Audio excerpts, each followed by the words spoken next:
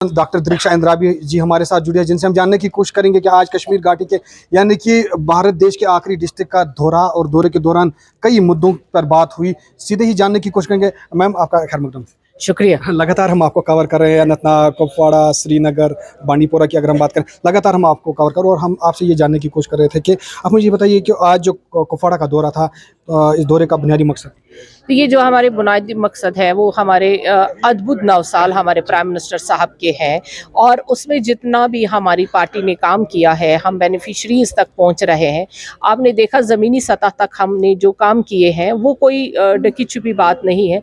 Prime minister साहब ने हमेशा हम अपने देशवासियों का सर ऊंचा रखने के लिए, करने के लिए सारे काम किए हुए हैं, और हम देख रहे हैं कि हर एक तक क्या वो स्कीम्स जो हमने लॉन्च की है क्या वो पहुंची है। उसके लिए भी ये 9 सालों का जो 1 महीने का हमारा प्रोग्राम है, ये एक वर्कशॉप है हमारे कार्यकर्ताओं का, और हम हर जगह जा रहे हैं। आपने देखा ये आखिरी डिस्ट्रिक्ट है, सरहदी डिस्ट्रिक्ट है, यहाँ पे भी हम देखेंगे तो अगर पहाड़ की चोटी पे भी जाएंगे, इलेक्ट्रिसिटी आई है, सड़क आई है, और हमारा ये मकसद है कि जल हर घर में होना चाहिए और राशन हर घर को फ्री मिल रही है। ये सारी चीज़ें जो हमारी गवर्नमेंट ने दी, हर एक घर को शेल्टर दिया है, हर एक माँ बहन को इज्जत दी है, ये सारी चीज़ें हमारी गवर्नमेंट में हुई हैं जो हम कह भी रहे हैं, और हमारे सामने वो सारा रिपोर्ट कार्ड है।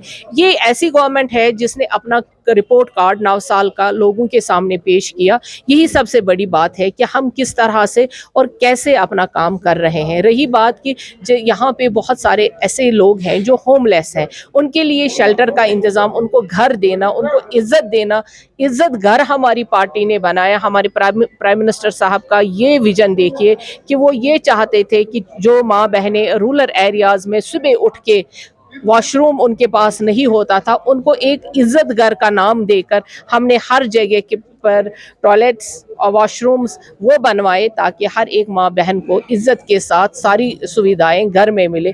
ये विजन है मोदी जी का, और मोदी जी का विजन कोई छोटा विजन नहीं है।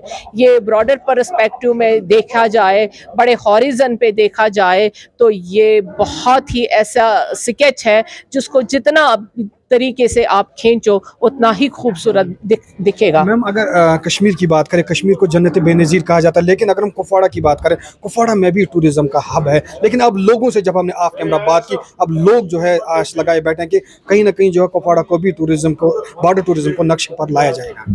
बिल्कुल, हमारी सरकार तो इसमें है कि ये कब कहा नहीं गया कि कश्मीर को तो टूरिज्म का हब ही माना जाता है, और ये टूरिज्म का हब सिर्फ श्रीनगर में नहीं है, पहलगाम में नहीं है, बल्कि यहाँ बंगस वैली को पहले एक्सप्लोर किया। एलजी साहब खुद आए हुए थे कि उन्होंने खुद एक्सप्लोर किया उसको, और वो भी टूरिस्ट हब है। हमारा बंगस वैली टूरिस्ट हब है, और अब आप देखिए कि कुपवाड़ा भी टूरिस्ट के नक्शे पे आया हुआ है। यहाँ पे भी हर सुविधा है।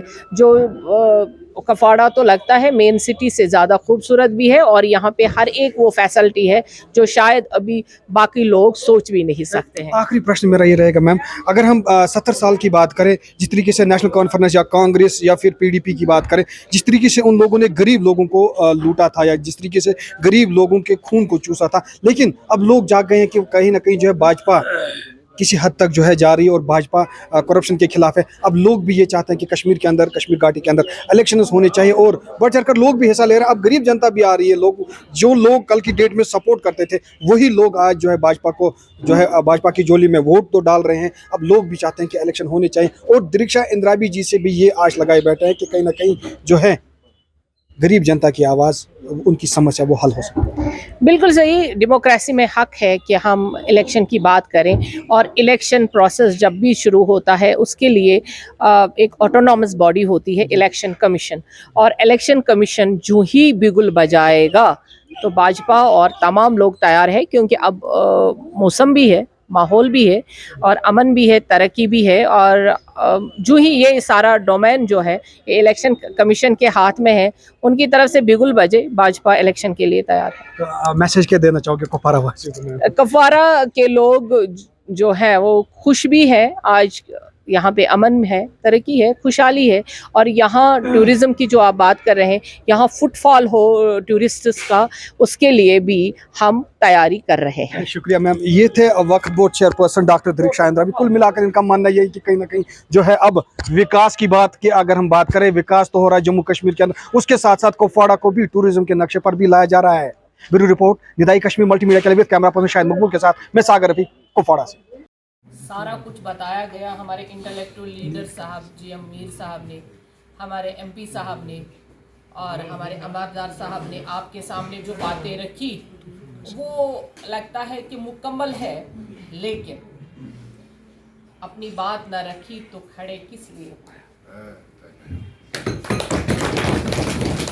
हम आपसे ये कहेंगे कि हमने ज़िंदगी के ऐसे उतार चढ़ाव देखे हैं कि वैसे ही कश्मीरियों का वही हाल हर एक का रहा है। परवरिश मेरी हुई है हादसों के शहर में, मौत से भी खेलने का हौसला रखती हूँ मैं। ये मेरा शेर है और पहले मैं शेर व शायरी और कफाड़ा के बहुत सारे ऐसे लोग हैं जो जानते होंगे कि मैं मुशायरों में जाती थी, पढ़ती थी, लेकिन अब दौर बदल गया है, अब खुशी का माहौल है। हम अपनी बात पे आते हैं। बात इस तरह से है कि जैसे मेरे भाई ने कहा कि ये 9 साल हमारी पार्टी के बेमिसाल रहे, हम ये कहेंगे कि अद्भुत रहे। अद्भुत ये हमारे 9 साल जो हमारे प्राइम मिनिस्टर मोदी जी के रहे, इसमें जो हमने देखी क्षमता, वो क्षमता देखी हमारे प्राइम मिनिस्टर साहब ने। जो हमें कहा गया था कि भाजपा काम नहीं कर पाएगी, जब हमारे प्राइम मिनिस्टर साहब ने चार्ज संभाला as a prime minister of great India, तो तब ये बातें उरूज पे थी कि कैसे जो घोटालों से हम कैसे बाहर आएंगे। GDP बहुत नीचे जा चुकी थी। हम आपके साथ ये बात इसलिए करना चाहते हैं ताकि जब आप कहीं पे बात अभी करें, क्योंकि ये माहौल ही बना हुआ है 1 महीने का कि हमारा एक वर्कशॉप है। वर्कशॉप में ये है कि आपसे हम 4 बातें सुनेंगे अपनी पार्टी के लिए और हमसे आप 4 बातें सुनेंगे ताकि हम जो ग्राउंड लेवल के लोग हैं उन तक अपनी बात पहुंचा पाए। हिंदुस्तान से होती है और उसमें आप भी करते हैं। UPI या अदर मोड जो है ऐप्स हैं उसके माध्यम से आपने 10 रुपए ट्रांसफर करने हैं। पहले जाते थे वो बैंक में जाएंगे, लाइन में लगेंगे, ब्रोचर बनाएंगे, क्लर्क को पैसे देंगे। ऐसा नहीं है। हम 15 रुपए ट्रांसफर करेंगे तो 15 ही उसके पास से पहुंचेंगे। बिजनेस कम्युनिटी वो तोड़े में पैसे लाते थे, रास्ते में लूट लेता था।